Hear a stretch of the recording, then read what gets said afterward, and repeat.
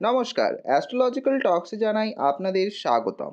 আজকের বিষয় রাহু কেতুর গোচর 2026 বছরে দ্বিতীয় তথা ফেব্রুয়ারি মাসে। ফেব্রুয়ারি মাসে রাহু ও কেতু কোনো স্থান পরিবর্তন করছে না, এখন তারা অবস্থান করছে কুম্ভ এবং সিংহ রাশিতে, এবং এই কারণে এই দুটি রাশিতে রাহু ও কেতুর প্রভাব থাকবে সম্পূর্ণ ফেব্রুয়ারি মাস জুড়েই।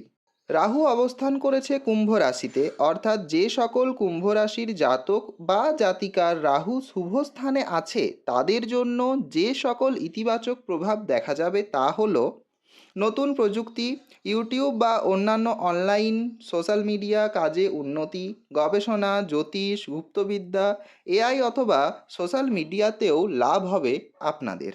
কিন্তু যাদের জন্য রাহু নেগেটিভ অবস্থায় আছে তাদের জীবনে দেখা যাবে মানসিক অস্থিরতা, বন্ধু বা সোশ্যাল মিডিয়াতে অন্যান্য মানুষের সাথে ভুল বোঝাবুঝি ও শর্টকাটে সাফল্য পেতে গিয়ে খুব বড়সড় একটি ক্ষতি।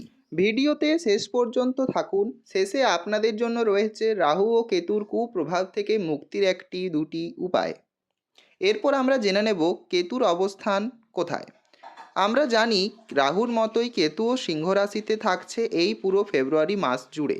তাই যে সকল সিংহ রাশির জাতক ও জাতিকাদের কেতু শুভ অবস্থায় রয়েছে তাদের জীবনে যে যে প্রভাব দেখা যেতে পারে: এক, আধ্যাত্মিকতা বৃদ্ধি, অহংকার ত্যাগ, আত্মবিশ্লেষণ, ভক্তি সাধনা, যোগ ও ধ্যানে মনোযোগ বাড়বে আপনাদের।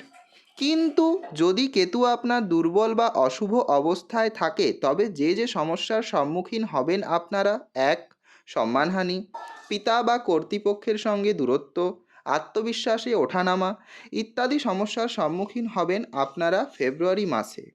এরপর জেনে নিতে হবে সেই উপায় যা করে আপনারা রাহু ও কেতুর কুপ্রভাব থেকে রক্ষা পেতে পারেন। প্রতি মঙ্গলবার গণেশ পুজো করুন এবং প্রতি শনিবার কালো তিল দান করুন, এবং এই দুদিন হনুমান চল্লিশা পাঠ করতে ভুলবেন না, এবং কেতুর শান্তির জন্য কুকুরকে খাবার দিবেন। নমস্কার। আমাদের ভিডিওগুলি আপনাদের ভালো লেগে থাকলে চ্যানেলটিকে সাবস্ক্রাইব করে দিন, ভিডিওটিতে লাইক করুন, কমেন্ট করুন।